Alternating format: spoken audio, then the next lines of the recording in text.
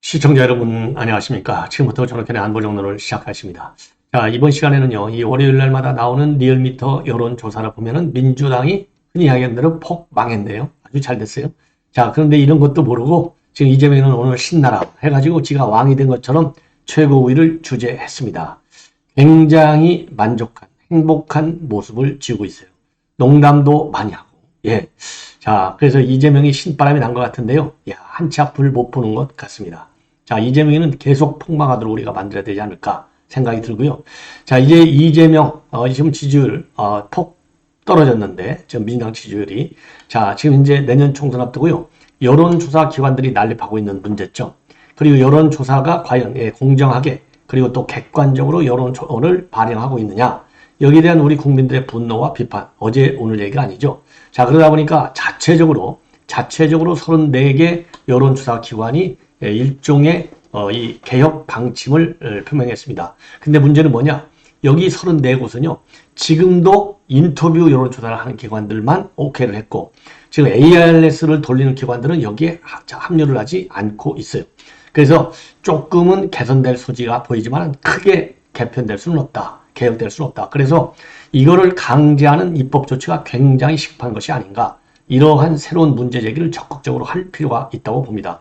그러나 어쨌든 지금 현재 이 전화 인터뷰를 하자 이러면서 몇 가지 한 네댓 가지 이 개선 사항을 내놨습니다. 자, 그래서 이것만으로도요, 이 자체 일종의 이제 이 개선 사항이 되겠는데요. 나름대로 좀 노력하고 있는 측면에서 좀 우호적으로 이 평가를 해줘야 될 것 같고요. 지금 다른 여론조사 기관들, 예를 들어서 리얼미터 이런 데는 이제 이 기계로 돌려갖고 하잖아요. 이런 데도 좀 반성하는, 그리고 이 개선 조치 적극적으로 추가적으로 내놔야 될 것이 아니냐. 그래서 이러한 자체 정화가 잘 안 될 경우에 대비해서 강제적으로 정복할 수 있는 방법, 그러니까 국회 입법 논의를 거치지 않더라도요, 행정적 조치가 가능한 부분에 대해서 예를 들어서 가짜로 판명됐을 경우, 조작으로 판명됐을 경우에는 아예 싹 허가를 갖다가 취소한다든가 이런 강경 조치가 필요한 것이 아닌가 이렇게 생각이 듭니다. 자, 그리고요, 그리고 지금 이제 이 김한길 위원장이 앞으로도 큰 역할을 할 것이다. 이런 얘기가 많이 나오고 있잖아요. 자, 그래서 오늘 이제 브리핑을 하고 나서 기자들한테 딱 한마디를 했어요. 절대 내가 무슨 창당 이런 거 안 한다. 나는 정치로 정치하지 않는다. 그러면서 중요 질문에 대해서는 대답을 안 하고 현장을 이탈했습니다. 자, 그래서요, 이 김한길 위원장의 이런 그 한마디도 여러분께 전해드리도록 하고, 남은 시간에는요, 시간이 조금 여유가 있으면 중동전 관련된 내용을 추가적으로 이렇게 말씀을 드리도록 하겠습니다. 자, 그러면 말이죠. 먼저 윤석열 대통령 이 리얼미터 지지율이 또 빠졌네요. 34.0에서 32.5. 자, 그래서 한 주 만에 1.5가 빠졌고요. 10월 첫 번째 주에 37.7 정점을 찍은 이후로, 그러니까 8월부터 치면요, 지난 10월 첫째 주가 37.7 정점을 찍은 거예요. 지금 계속해서 3주째 빠지고 있다. 그리고 부정평가도 말이죠. 59.8 10월 첫째 주 여기에서 계속 다시 올라가는 추세입니다. 자, 그래서 지난주에 62.2에서 64.1로 거의 2%, 그러니까 이제 1.9%가 올랐습니다. 자, 그 다음에는요, 이 정당 지지율을 보면은요, 자, 우리 국민의힘은 35.2, 32.0에서 3.2%가 올라갔어요. 근데 민주당은 50.7에서 46.1, 그러니까 무려 4.6%가 빠졌습니다. 자, 그래서 이제 민주당이 망했다. 이렇게 평가를 하게 된 겁니다. 자, 그러면은요, 이 지역별로 보면은요, 지금 어디서 이 긍정평가가 내려갔느냐? PK하고 충청도에서 많이 내려갔어요. 그리고 인천, 경기, 그리고 이제 경북. 그래서 부울경 지역에는 무려 4.2, 충청에서는 3.6이 빠졌습니다. 그리고요, 그리고 지금 이제 TK에서 긍정평가도 49.1, 50% 아래로 떨어지고 있어요. 그리고 70대, 60대 이런 데서 다 빠지고 있고요. 보수층, 중도층에서도 전부 빠지고 있습니다. 예, 이런 점에서 본다면 윤 대통령 조금 상당히, 그래서 이런 것들 때문에 민생, 그리고 소통, 이런 거를 지금 강조하라. 제대로 챙겨라. 이렇게 이제 윤 대통령이 떠나는 날까지도 지시를 하고 떠난 거가 되겠습니다. 자, 그리고요, 국민의힘의 경우에는요, 지금 민주당은 4.6이 내리고, 국민의힘은 지금 3.2가 올랐지 않습니까? 자, 그런데 국민의힘은 서울에서 대폭적으로 올랐어요. 12.1. 그리고 TK에서 4.1. 그리고 이제, 인천 경기가 3.4. 남성이 3.6이 올랐습니다. 그리고요, 20대에서 어마어마하게 올랐어요. 10.9. 예. 그리고 보수층은 6.8이 올라갔고요. 그리고 중도층도 상당히 눈여겨볼 만큼 올랐어요. 5.0이 올랐습니다. 예, 지금 이건 정당 지지도를 얘기하는 거고요. 민주당은 서울 쪽에서 폭망입니다. 12.8, 인천 경기 4.6. 예. 이 정도가 되겠습니다. 자, 그래서 이 정도의 이제 여론조사. 그런데 이제 참고적으로요. 이 ARS죠. 리얼미터는 참고적으로 리얼미터. 예. 자, 그래서 지금 이 정도로 여러분께 이 지지율을 말씀을 드렸습니다. 자, 그러다 보니까 지금 이제 ARS, 이 ARS와 그다음에 이 전화 인터뷰, 요게 이제 차이가 굉장히 많이 나요. 예를 들어서 그래서 이런 거를 지금 바꾸겠다는 겁니다. ARS는 과학성이 부족하다, 객관성이 부족하다. 그래서 ARS는 하지 말라 이겁니다. 예. 이거를 34개 여론조사기관에서 합의를 봤어요. 자, 그래서 참고적으로 최근의 걸 보면요. 한국갤럽 여론조사를 보면은 한국갤럽은 이제 전화잖아요. 응답률이 14.2% 제법 높아요. 그게 이제 전화 인터뷰를 하면 대체적으로 응답률이 한 2자릿수 정도가 되게 나오지 않습니까? 자, 그래서 갤럽은 지금 이제 윤 대통령 긍정이 30.0인데 알렌서치는 35.3. 그 다음에 국민의힘 지지도를 보면요. 국민의힘 이 갤럽은 33.0인데 알렌서치는 35.1 이렇게 나오거든요. 자, 그리고 민주당을 보십시오. 민주당을 보면은요. 갤럽은 34인데 알렌서치는 무려 48.3이 되고 있어요. 이 정도로 지금 어마어마하게 이게 이제 전화로 하느냐, 인터뷰를 하느냐에 따라서 수치가 하늘과 땅 사이로 차이가 난다는 겁니다. 그래서 이런 거를 고치기 위해서, 즉 왜곡 현상을 줄이기 위해서 34곳의 메이저 여론조사 기관들이 ARS는 안 한다. 이렇게 입장을 발표했습니다. 자, 그래서 한 4-5가지 정도를요, 지금 지금 새롭게 합의한 내용을 내놨는데, 이 합의 성명을 보면은요, 우선, 이 통신사에서 전화번호를 받아갖고, 가상전화번호를 이용해서 할 경우에는 응답률이 최소한도 한 10% 이상, 그 다음에 이제 컴퓨터로 이제 번호를 임의로 만들어가지고, 전화 걸기 형식을 취하는 이 RDD 방식이라고 하잖아요.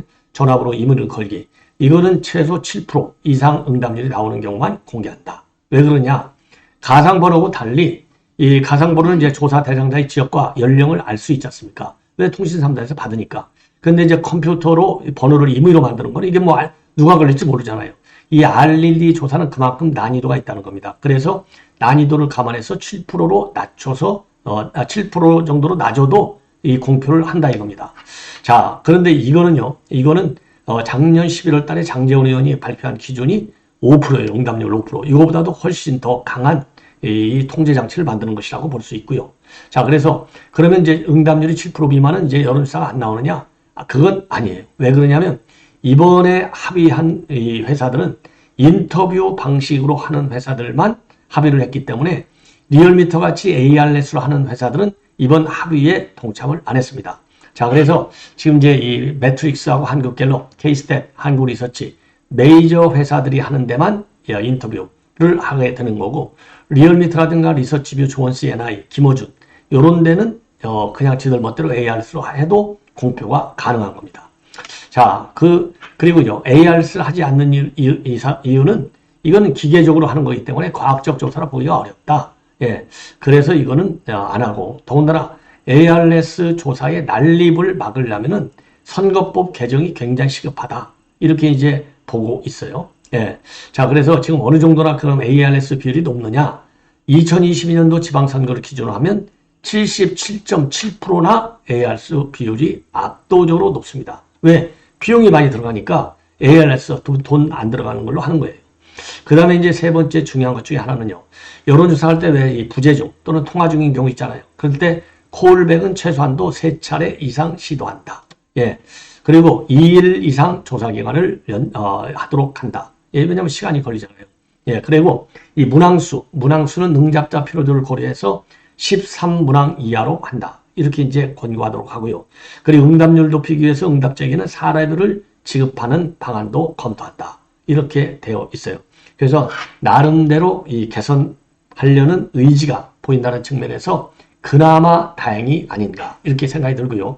이 포괄적으로 이거는 뭐 자체적인 개선 방안인데 선관위에서 또 이 국민에서 제대로 된 보완 조치 그리고 정보 관련 기관에서 이 여론조사의 난립 그리고 신뢰성 제고를 위한 각별한 조치가 매우 시급하게 필요한 상황이 아닌가 이렇게 판단이 듭니다. 예. 자, 이번에는 말이죠. 이재명이가 드디어 복귀를 했습니다. 그런데 이 사진에서도 알다시피 왜냐하면 이재명이가 쇼를 잘하잖아요. 복귀 쇼를 한 거 우선요. 염색을 제대로 안 했어요. 아니 뭐 시간이 없어서 염색을 안 했겠습니까? 한마디로 쇼하는 것이죠. 그래서 내가 이렇게 고생했다. 예. 머리 염색할 겨를도 없었다.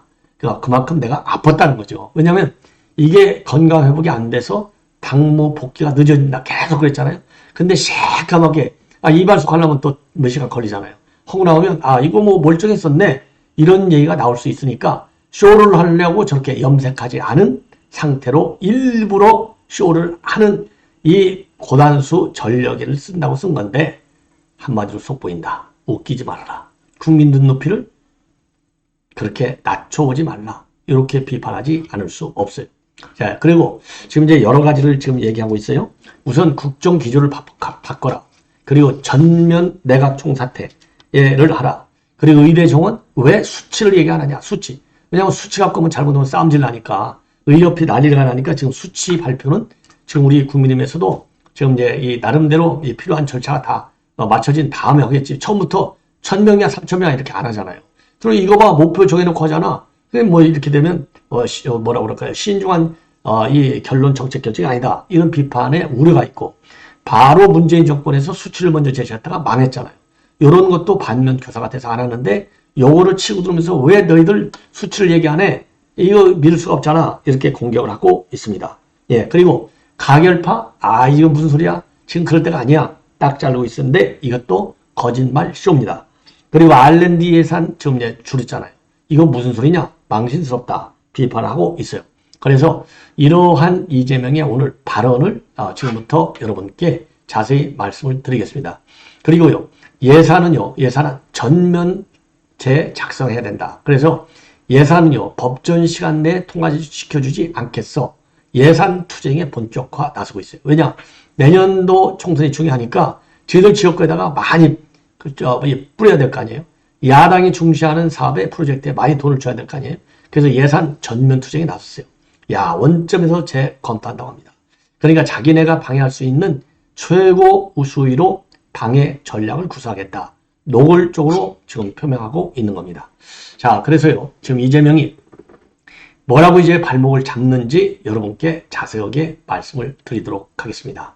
자, 우선 여러분께 이제 말씀을 드리면 이렇게 이제 제가 좀 자세하게 첫째, 우리 이 정치권의 가장 큰 과제가 국민 삶을 지키고 개선하는 것인데 현 정부 여당은 무능하고 무책임하다. 그래서 삶과 그다음에 우리나라 경제 안보가 지금 위협을 받고 있다. 자, 이재명이 저 때문에 안보 경제가 다 위협을 받고 있다는 것을 무식하게 돌리고 있어요. 이 대목도 주어를 정부 여당이 아니라 이재명으로 바꿔야 돼요. 그러면서 말이죠. 국가 역할이 중요해. 정치 역할도 중요해. 그러면서 내각 총사퇴를 촉구하고 있고 내각 총사퇴는 말로만의 반성이 아니라 우리 국민들에게 정부의 진정성을 확인시켜주는 핵심적 모습이 된다. 내각 총사퇴가 급한 게 아니라요. 민주당의 지도부의 총사퇴. 이게 더 중요합니다. 예. 이게 왜냐면 친명, 앵무새들, 그러죠? 명비어천가나 부르는 인간들 가지고 야당이 야당 역할을 할 수 있겠습니까? 예, 잘못된 거죠. 그리고 가결파 징계, 이거 무슨 소리냐? 이렇게 전면 부인하고 있는데 이것도 쇼입니다. 그러면서요, 항상 얘기하는 게 뭐예요? 약방의 감초. 작은 차이를 강조하고 있잖아요. 그래서 민주당은 작은 차이를 넘어서 단결 단합하고 국민 삶이 절박하고 그런 문제로 우리가 역량을 소비할 만큼 현실이 녹록지 않다. 더 이상 완부하지 말라. 특명을 내렸습니다. 자, 웃기는 거예요. 아니, 여기 특명은요, 지금 뭐 가결파, 무슨 부결파가 문제 아니라 이재명이는 빨리 이실직고하고 가서 여기 구속돼야 돼요. 저는 이실직고 하는데 제가 죄가 맞습니다. 요렇게 얘기하는 게 더 급하죠. 예. 그 다음에 이제 의대 정원 확대 문제. 요 문제에 관해서 이례적으로 정부를 칭찬하고 있어요. 그러면서도 의대생 증원 수치는 왜 얘기 안 하냐? 요거를 비판하고 있어요. 왜냐? 이미 말이죠. 이제 친명좌장이라고 하는 정성호가 맨 먼저 이거는 좋다라고 얘기를 했지 않습니까? 예, 그리고 이제 홍익표도 마찬가지고. 그러다 보니까 지금 여기에 대해서 반대할 수는 없는 거죠. 그리고 지금 무려 의료계에서조차도 칭찬까지는 아니지만 반대 입장은 아직까지 노골적으로 나오지 않고 있거든요. 그러니까 여기에 지가 거역할 수 없는 거죠. 그래서 천심이 민심이고 민심이 천심이다. 이 무서운 민심의 흐름을 좀 아는 거예요. 자, 그래서 뭐라고 비판하고 있느냐? 지금 언론 보도에서 1000명이라고 하는데 숫자가 자꾸 바꾸다가 최근에는 사라졌는데 국정은 장난이 아니다. 엄중함을 인식하고 신중하게 기획하고 말했으면 말로 끝날 것이 아니라 반드시 실천하라. 그리고 정부의 R&D 예산 삭감도 이건 원점에서 전면 재검토해야 되겠다. 이렇게 입장을 해놨는데요. 지금 말이죠. 국정은 말로 끝나는 게 아니라고 했잖아요. 반드시 실천해야 된다고. 아니, 이재명이 지가 실천했어요.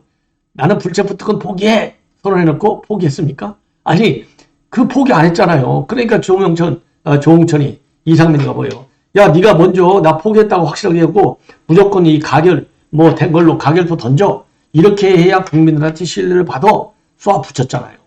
이게 지금 누구한테 할 얘기인지를 도대체 알아먹을 수가 없어요. 말로 끝나요. 지가 하는 말은. 그리고 정부 여당한테 말로 끝내지 말고 실천하라. 야, 지나가던 소도 비웃는다. 예. 그리고 오늘 말이죠. 이 얼굴은 약간 수척한 모습이지만은 시종일관 미소를 짓고 농담도 건네고 그러면서 회의를 진행했다고 합니다. 그래서 강선우 대변인이 당대표라고 했는데 이게 당대표로 들렀다. 이러면서 당대표? 당대표는 여기 정청래 최고위원이야. 이렇게 농담까지 걸고요. 예. 자, 그리고 이제 홍익표 원내대표가 대표와 함께 최고위원을 한 것이 처음이다. 이렇게 얘기하니까요. 이거 박수도 안 치네? 이렇게 하고 또 일부러 박수까지 유도를 하는 여유로움을 보냈다고 하는데요. 이 언론에서 그러니까 이게 언론이 문제예요. 이게 무슨 여유로움이니까 가짜 쇼하려니까 이렇게 농담도 하고 웃기는 거죠. 한마디로 얘기해서. 그래서 쇼로 끝나서 쇼로, 연기로 끝나서 시작해서 연기로 끝난 첫 번째 회의다. 그리고 모든 게 주어가 정부 여당 이게 잘못됐다가 아니라 전부 다 이재명이가 당의 정책 기조를 바꾸라. 이재명이 말만 하지 말고 행동으로 옮겨라. 이거 전부 이재명한테 해당되는 얘기가 아닌가 이렇게 생각이 듭니다. 자, 이 정도로 해서요. 지금 이제 이 민주당 이재명 관련은 마치도록 하겠고요. 김한길 통합위원장 한마디 했어요. 신당 창당 그런 거 생각한 일도 없어. 그리고 앞으로도 그런 거는 내가 안 할 거야. 딱 잘라서 부인을 했습니다. 자, 그래서 지금 오늘 아침에 이 통합이 이 자살 예방 상담실과 통합 운영과 관련해서 브리핑을 했어요. 정부 서울청사에서. 그리고 나서 기자들이 이제 질문에 일부 대답하고 바로 자리를 떴어요. 자리를 뜬 걸 보면 뭔가 큰 보관을 갖고 있는 것이 아니냐. 언론인 다루는 거 아주 선수잖아요. 예. 그래서 그냥 자리를 뜬 게 아니냐. 이렇게 생각이 드는데요. 자, 이제 기자들의 질문과 관련해갖고 일부 언론이 말해주고 있는 신당 찬당은 생각해본 일도 없고 앞으로도 그런 일은 없을 것이다. 예. 자, 왜 그러냐면요. 이 기자들이 지금 이제 최근 민주당 비명계까지 아우르는 제3지대를 언급한 걸로 알려졌다. 여기에 대해서 어떻게 생각하냐. 그러니까 나도 얘기를 들었는데 우선 나는 정치를 떠나 있는 사람이고 또 지금은 내가 맡고 있는 국민통합위원회에 일에 전념하고 있다. 선을 딱 그었습니다. 그리고요. 총선 어떤 역할을 할 건지 생각한 적이 있느냐? 이런 여러 가지 질문에 관해서는요. 질문에 답하지 않고 바로 자리를 떠났다고 합니다. 이 얘기는요. 이 여지를 남겨놓는 것이죠. 왜냐하면 여기에서 아니야 했다가 나중에 맞아 이렇게 돼버리면 아무래도 공인으로서 신뢰성이 떨어지잖아요. 그러니까 현장 이탈의 의미는 많은 할 옵션이 역할이 많다. 요거를 우회적으로 상징하는 이 행동이 아닌가, 제스처가 아닌가 이렇게 생각이 듭니다. 아무래도요. 지금 이스라엘 이 사태는 별도 방송을 통해서 제가 보도해드리도록 하겠습니다. 자, 시청자 여러분 대단히 고맙습니다.